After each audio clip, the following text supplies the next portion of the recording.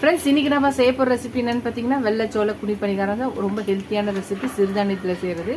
மாதத்துக்கு ஒரு வாட்டியாவது இந்த சிறுதானியங்களில் செஞ்சு சாப்பிடுங்க. எப்பயும் இட்லி தோசை செய்யாமல் இந்த மாதிரி சிறுதானியங்கள்லையும் இட்லி தோசை குழிப்பணிகாரம் செஞ்சு சாப்பிட்டு பாருங்கள். வாங்க இந்த ரெசிபி எப்படி செய்யலான்னு பார்க்கலாம்.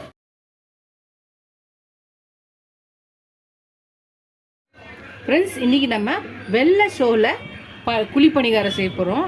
அதுக்கு 2 கப்பு சோளம், 1 கப்பு இட்லி அரிசி, அரை கப்பு உளுந்து, ஒரு 2 டேபிள் ஸ்பூன் அவுள், அப்புறம் அரை ஸ்பூன் வெந்தயம், இது எல்லாத்தையும் ஒன்றா போட்டு நல்லா கழுவி ஒரு 6 மணி நேரம் ஊற வைக்கணும். இதை 6 மணி நேரம் ஊற வச்சுட்டு அதுக்கப்புறம் இதை அரைக்கலாம், மிக்சிலேயோ கிரைண்டர்லேயோ. 6 மணி நேரம் நல்லா ஊறிடுச்சு. இப்போ இதை நம்ம அரைச்சிக்கலாம். கொஞ்சமாக இருக்கனால நான் மிக்சியில் தான் அரைக்க போகிறேன். மிக்சி ஜாரில் போட்டாச்சு. இப்போ இதை அரைச்சி எடுத்துகிட்டு வந்துடலாம். அவ்வளோதான், அரைச்சாச்சு பாருங்கள். இதை ஒரு கிண்ணத்தில் ஊற்றிடலாம். மீதி இருக்கிறதையும் மிக்சி ஜாரில் மறுபடியும் போட்டுட்டு அரைச்சிக்கலாம்.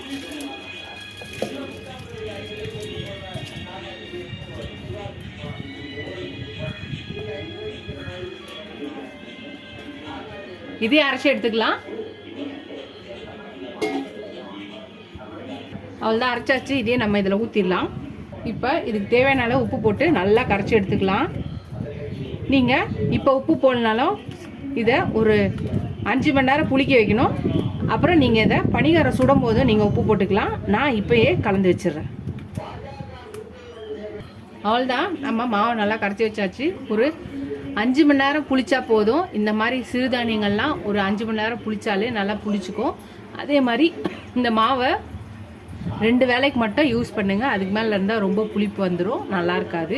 இந்த மாதிரி சிறுதானியங்களை எப்பயும் ஒரே நாள் இல்லை மறுநாள் யூஸ் பண்ணுற மாதிரி கொஞ்சமாக போட்டு அரைச்சிக்கோங்க.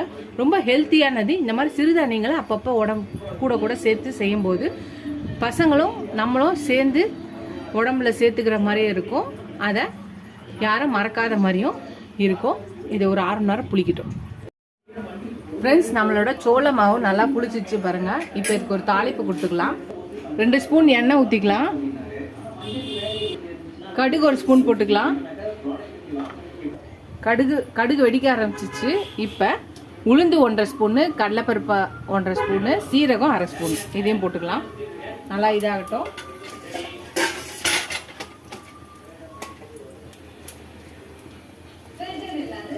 காஞ்ச மிளகாய் கிள்ளி போட்டுக்கலாம். ஒரு 3 to 4 காஞ்ச மிளகாவும் போட்டுக்கலாம்.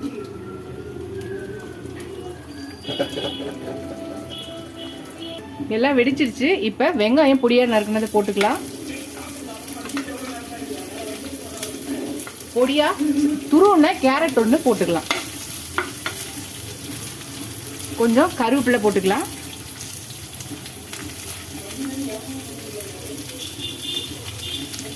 இதை வதக்கிக்கலாம்.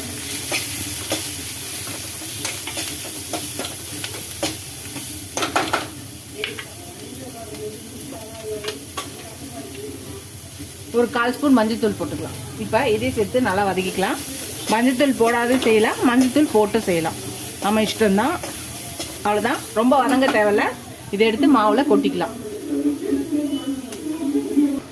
மாவில் இதை கொட்டிக்கலாம்.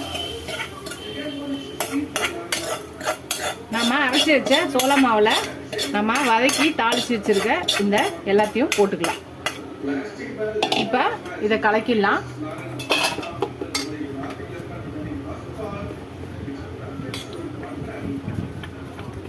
இந்த மாதிரி தானியங்கள் சிறுதானியங்கள்லாம் நம்ம இது பண்ணும்போது மேக்ஸிமம் 1 வேளை இல்லை 2 வேளை யூஸ் பண்ணுற மாதிரி வச்சுக்கோங்க.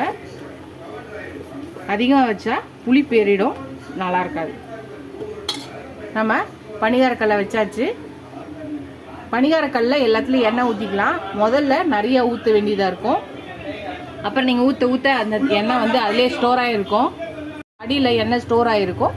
அப்புறம் கொஞ்சம் கம்மியாக ஊற்றிக்கிட்டா போதும். இப்போ எண்ணெய் காஞ்சிடுச்சு. நம்ம குழிப்பணிகார கல் காஞ்சிடுச்சு. இப்போ எல்லாத்துலேயும் நம்ம இந்த மாவை ஊற்றிக்கலாம். நீங்கள் மாவு அரைச்சி கரைச்சி வைக்கும்போது உப்பு கலக்கலைன்னா இந்த ஸ்டேஜில் உப்பு கலந்து ஊற்றுறதுக்கு முன்னாடி கலந்துக்கோங்க. எல்லாத்துலேயும் ஊற்றிக்கலாம்.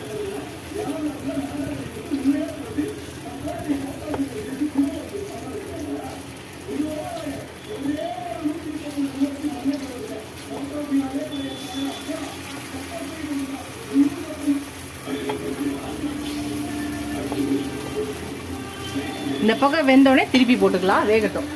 வெந்துருச்சு, திருப்பி விட்டுடலாம். நம்ம தாராளமாக முதல்ல எண்ணெய் ஊற்றும் போது ஈஸியாக எடுக்க வரும். அதுக்கு தான் நம்ம கொஞ்சம் தாராளமாக எண்ணெய் ஊற்றுறது. அதுக்கப்புறம் இவ்வளோ எண்ணெய் தேவைப்படாது, கொஞ்சம் கொஞ்சம் இருந்தாலே போதும். இந்த எண்ணெயிலேயே நம்ம சுட்டு எடுத்துக்கலாம்.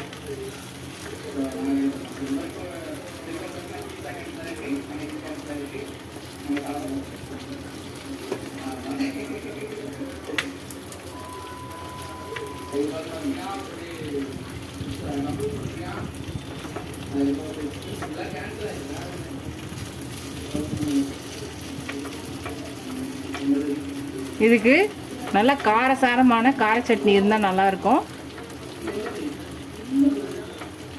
இல்லை நீங்கள் விருப்பப்பட்டால் தேங்காய் சட்னி கூட நீங்கள் அரைச்சி தொட்டுக்க சர்வ் பண்ணலாம்.